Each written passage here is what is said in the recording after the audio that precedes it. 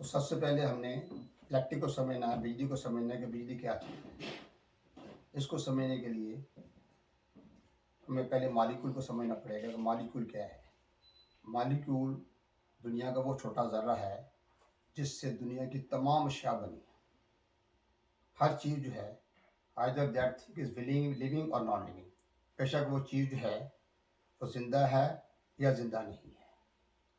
तमाम चीज़ें जो हैं इससे बनी है, जैसे इंसान हैं, जानवर हैं, लकड़ी है, लोहा है, तांबा है, सोना है, ईंटें हैं, सीमेंट है, हर चीज़ जो है मॉलिक्यूल से बनी। अब एक वक्त था बहुत पहले कि मॉलिक्यूल के बारे में भी इंसान नहीं जानता था, तो माइक्रोस्कोप के ज़रिए देखा गया कि मॉलिक्यूल जो है ये भी एक ज़र्रा है जिसको हम उर्दू में सालमा कहते हैं। तो मॉलिक्यूल जो है वो छोटा ज़र्रा कहलाता था। उसके बाद जिस पर इलेक्ट्रॉनिक्स माइक्रोस्कोप मार्ज़ वजूद में आई, तो इलेक्ट्रॉनिक्स माइक्रोस्कोप ने बहुत सारी वो चीज़ें, इंतहाई छोटी, बहुत छोटी चीज़ें उनको बड़ा करके दिखा दिया। मेडिकल साइंस में बहुत ज़्यादा रिसर्च हुई, बहुत सारी बीमारियाँ हैं जो पहले नहीं बाद में पता लग गई। लेकिन हमारा जो शोबा है नॉन मेडिकल, इसमें जब उन्होंने मॉलिक्यूल को गौर किया तब पता लगा कि मॉलिक्यूल जो है वो एक बड़ा ज़र्रा है, उससे छोटे ज़र्रात भी मौजूद हैं जिन्हें हम एटम कहते हैं। अब एटम के ऊपर गौर किया गया तो पता लगा कि एटम के अंदर भी ज़र्रात मौजूद हैं जिन्हें हम प्रोटॉन और न्यूट्रॉन कहते हैं। और इसके इर्द गिर्द इंतहाई छोटे ज़र्रात हैं जो 24 घंटे न्यूक्लियस के गिर्द, यानी एटम का जो जिस्म है उसे न्यूक्लियस कहेंगे, उसके इर्द गिर्द चक्कर लगाते रहते हैं। ये 24 आवर्स अमल जारी रहता है और हर चीज़ में जारी है। उससे ना कोई एक्शन होता है ना कोई रिएक्शन होता है। उसके ऊपर फिर ऐसा है कि उन मॉलिक्यूल जो हैं, मैं अभी आपको थोड़ा पिक्चर वादे करता हूँ। एटम जो है उसमें दो तरह के ज़रात पाए जाते हैं, प्रोटॉन्स जिन्हें बार पाया जाता है, न्यूट्रॉन्स जिनमें कोई चार्ज नहीं पाया जाता, और इसके इर्द गिर्द जो हैं इंतहाई छोटे ज़र्रात जो हैं मुख्तलिफ मदारों में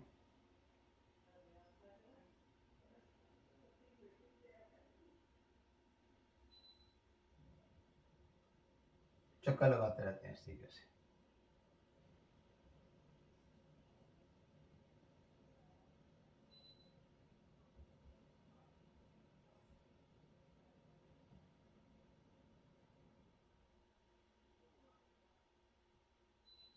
जिन्हें हम इलेक्ट्रॉन्स कहेंगे।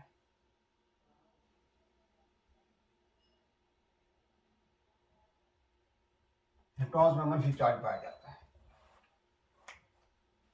प्रोटॉन्स के अंदर मुस्बत चार्ज, इलेक्ट्रॉन्स के अंदर मनफी चार्ज, और न्यूट्रॉन में कोई चार्ज नहीं पाया जाता, ना मुस्बत ना मनफी। कोई चीज़ अल्लाह ताला की ज़ात ने बेकार पैदा नहीं की। हर तौर न्यूट्रॉन का कोई मकसद होगा, ठीक है। और जो प्रोटॉन है वो एक इलेक्ट्रॉन से 1836 गुना, कुछ किताबों में 1820 गुना लिखा हुआ है, ये बताया जा रहा है, इतना बड़ा होता है। तो उससे अंदाजा कर लें कि इलेक्ट्रॉन जो है वो कितना छोटा ज़रा होगा। तो ये इलेक्ट्रॉन जो हैं इसके बारे में जो अमेरिकन इंजीनियर्स हैं उन्होंने कहा कि इलेक्ट्रॉनिक्स क्लाउड, ये जो है ये कहा गया कि इलेक्ट्रॉनिक्स क्लाउड है। अब बादल जो है कितने छोटे छोटे ज़रात से मिलकर बनते हैं, पानी के ज़रात से मिलकर बनते हैं, इसी तरीके से ये भी जो है किसी का गुबार सा है। तो ये जो ज़र्रे हैं ये चलते रहते हैं। अब इन ज़र्रों के ऐसे चलने से कोई इलेक्ट्रिक पैदा नहीं होती, इनके ऊपर एक ख़ास प्रेशर डालना पड़ता है। वो ख़ास प्रेशर कौन सी चीज़ डालेगी? वो ख़ास प्रेशर जो है वो डालना है जनरेटर ने या बैटरी ने। अब हमारा काम ज़्यादातर एसी बिजली के साथ है, इसलिए हमारी ज़्यादा बहस जो जनरेटर के बारे में होगी, ठीक है। तो सबसे पहले हम ये कहते हैं कि जनरेटर जो है एक प्रेशर इंस्ट्रूमेंट पर डालेगा जिसे हम EMF कहते हैं इलेक्ट्रोमोटिव फोर्स, इलेक्ट्रोमोटिव फोर्स। इससे सादे अल्फाज में इलेक्ट्रिक प्रेशर भी कह सकते हैं, इलेक्ट्रिक प्रेशर।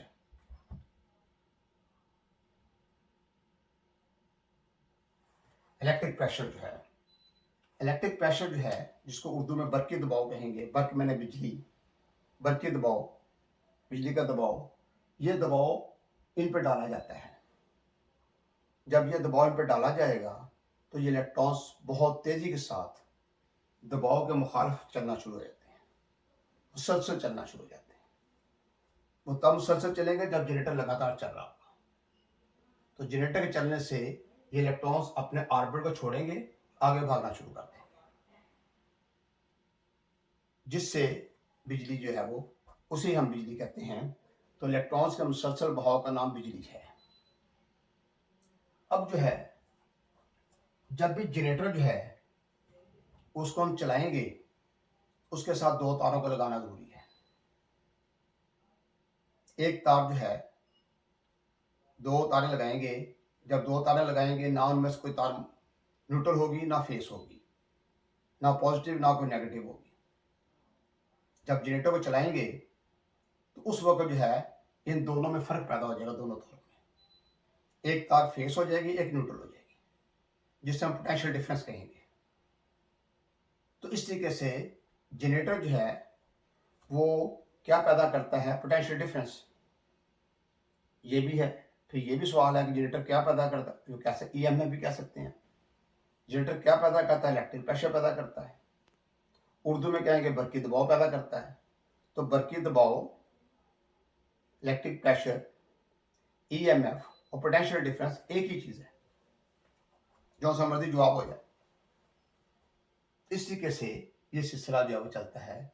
और इलेक्ट्रॉन्स का जो स्पीड है वो 1,86,000 मील फी सेकंड है। वो एक सेकंड में इलेक्ट्रॉन जो हैं वो एक दुनिया के 8 चक्कर लगा लेते हैं। तो बिजली की रफ्तार इतनी तेज है, बहुत ज्यादा तेज है। इसलिए इसकी डिटेल बाद में होगी। जैसे हम स्विच ऑन करते हैं बल्ब रोशन हो जाता है, पंखे चलने शुरू होते हैं, चीजें ऑपरेट होनी शुरू हो जाती हैं। तो ये चीज जो है हमारे सामने। अब इसकी दो अकसाम हैं इलेक्ट्रिक की, एक एसी है, दूसरी डीसी है। एसी जो है का मतलब है अल्टरनेटिंग करंट, और डीसी जो है वो डायरेक्ट करंट है। डायरेक्ट करंट में इलेक्ट्रॉन्स एक ही सीध में लगातार चलते हैं, जबकि अल्टरनेटिंग करंट के अंदर इलेक्ट्रॉन्स एक सीध में नहीं चलते, बल्कि वो अल्टरनेट होते रहते हैं, ऊपर जाएंगे नीचे जाएंगे, इस तरीके से वो बल खाते हुए इलेक्ट्रॉन्स आगे जाएंगे। उससे एक फ्रीक्वेंसी क्रिएट होती है। इस तरीके से एसी बिजली में फ्रीक्वेंसी होगी, डीसी में फ्रीक्वेंसी नहीं होगी। जैसे बहुत सारे ममालिक ऐसे हैं जहां पर फ्रीक्वेंसी 50 साइकिल है, और ऐसे ममालिक भी हैं फ्रीक्वेंसी 60 साइकिल है। तो ये हमारी डिस्कशन बाद में होगी। पहले हम जनरेटर जो है उसके बारे में बात करते हैं कि जनरेटर जो है उसको घुमाने के लिए कोई ना कोई चीज चाहिए। जनरेटर की शक्ल जो है मोटर जैसी होगी। मोटर को चलाने के लिए इलेक्ट्रिक प्रेशर दिया जाएगा। इलेक्ट्रिक प्रेशर की इकाई वोल्ट है। तो मोटर को वोल्टेज दिए जाएंगे, मोटर चलेगी। जब जनरेटर को घुमाना पड़ेगा तो जनरेटर जो है इलेक्ट्रिक प्रेशर पैदा करेगा, जिसकी इकाई वोल्ट है, यानी उससे वोल्ट हासिल करेंगे। तो इस तरीके से मोटर को चलाने के लिए हम इलेक्ट्रिक प्रेशर देंगे, जबकि जनरेटर से इलेक्ट्रिक प्रेशर हासिल करेंगे जब वो चल रहा है। जनरेटर को चलाने वाली जो चीज होगी उसे हम प्राइम मूवर कहेंगे। जनरेटर को जो चीज घुमाएगी उससे हम क्या कहेंगे, प्राइम मूवर। प्राइम मूवर जो है वो ऐसी चीज है जो जनरेटर को चलाती है। तो प्राइम मूवर जो है एक किस्म का नहीं है, बहुत सारी इकसाम है उसकी। फर्ज करें पेट्रोल इंजन है,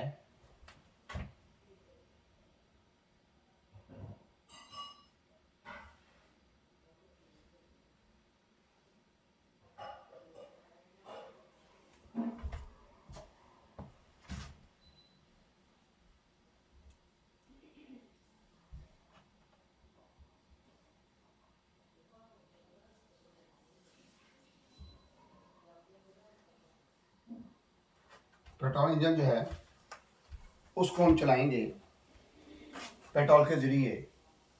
तो पेट्रोल इंजन जो है वो उसको चलाएगा, किसको? पेट्रोल इंजन जो है वो चलाएगा जनरेटर को। पेट्रोल इंजन जो है उसकी शाफ्ट और जनरेटर की शाफ्ट दोनों को आपस में जोड़ देंगे। ऐसा भी हो सकता है बेल्ट के जरिए भी कर सकते हैं, डायरेक्ट कपल भी कर सकते हैं। इस तरीके से जैसे ही पेट्रोल इंजन चलेगा तो जनरेटर चलेगा। जब जनरेटर चलेगा तो ईएमएफ पैदा होगा, वोल्टेज पैदा होंगे। अब जनरेटर जो है पेट्रोल के जरिए जो दुनिया में चलाए जाते हैं वो बड़े जनरेटर नहीं होंगे, छोटे जनरेटर होंगे। जैसे घरों में हम इस्तेमाल कर, दुकानों में लोग इस्तेमाल कर लेते हैं। तो वो पेट्रोल डाला, पेट्रोल इंजन चलाया, साथ जनरेटर चला लिया, उतना अपना काम ले ली जितनी हमें ज़रूरत है। इस तरीके से ये पेट्रोल इंजन जो है वो जनरेटर को चलाता है। तो पेट्रोल इंजन जो है वो क्या हुआ? Prime mover. ठीक है, नंबर एक ये है, यानी पेट्रोल इंजन के जरिए।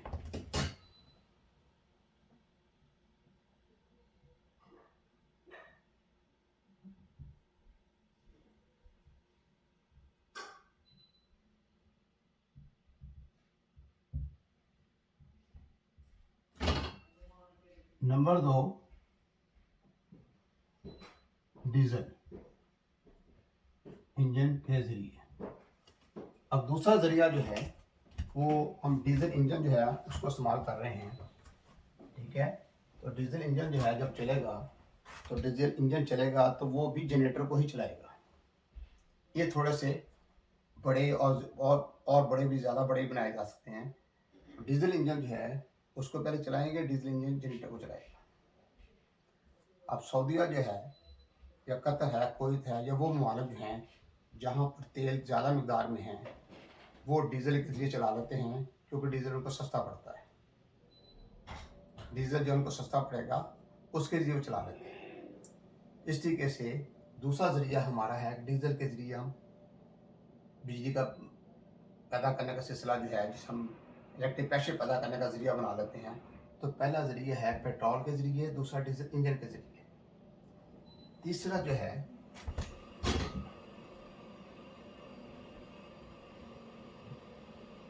कुदरती गैस।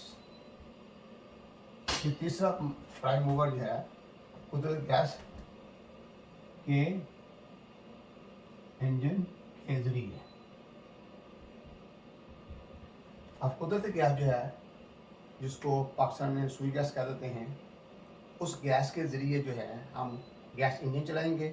गैस इंजन जो है वो डीजल को उसको चला देगा, जनरेटर को चलाएगा। जब जनरेटर चलेगा तो इलेक्ट्रिक प्रेशर पैदा होना शुरू हो जाएगा। इस तरीके से पेट्रोल के ज़रिए, डीजल के ज़रिए, कुदरती गैस के ज़रिए। उसके बाद विंड पावर।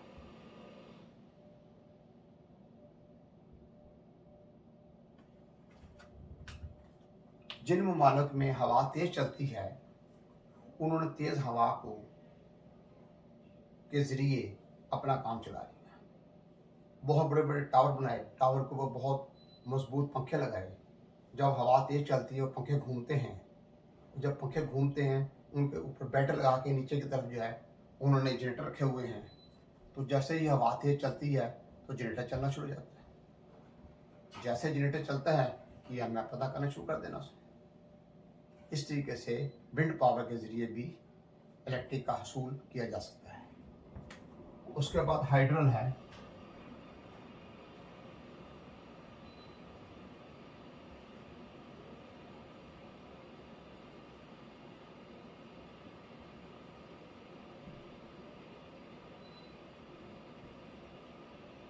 पानी के बहाव के ज़रिए।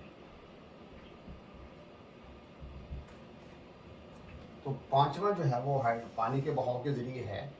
तो जिन ममालिक में दरिया वगैरह ज़्यादा हैं और वहाँ पर पहाड़ों से पानी जो है वो काफ़ी मकदार में आ रहा है, उस पानी के बहाव को इस्तेमाल कर लेते हैं, तो उनके लिए फिर वो डैम बनाते हैं। डैम बनाने का मकसद जो है वो एक तो इलेक्ट्रिक क्रिएट करना है, इलेक्ट्रिक प्रेशर पैदा करना है, दूसरा सैलाबों को रोकना है, खुशहाली को दूर करना है। यानी एक बहुत बड़ी झील जो है बनाई जाती है। जब सैलाब आते हैं, बर्फ़ तेज़ी से पिघलती है, पानी ज़्यादा आता है, तो एक्स्ट्रा पानी को झील में इकट्ठा कर लेते हैं। और जिन दिनों में पानी की ज़रूरत में आगे चाहिए होती है और पानी नहीं मिल रहा, उसी पानी को इस्तेमाल कर लेते हैं। इस तरीके से एक तो सैलाब जो आते हैं उनमें फ़र्क पड़ेगा, सैलाब कम आएगा, पानी का प्रेशर थोड़ा रोका जाएगा। दूसरे नंबर आपाशी जो है वो 12 महीने रहेगी। तीसरे नंबर पर इलेक्ट्रिक जो है वो प्रोड्यूस हो जाएगी, इलेक्ट्रिक पैदा हो जाएगा, इलेक्ट्रिक का असूल हो जाएगा। इस तरीके से ये सारे ही प्राइम मूवर्स हैं।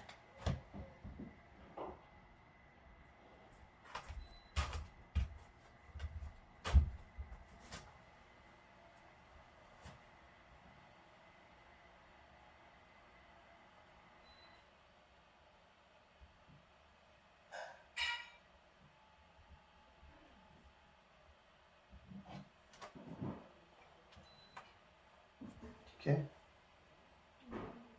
इतना बात आपको समझ आ गई। और अगर किसी को कोई प्रॉब्लम हो, कोई मसला हो समझने में, तो मुझसे वो रब्ता कायम कर सकता है। अल्लाह हाफ़िज़।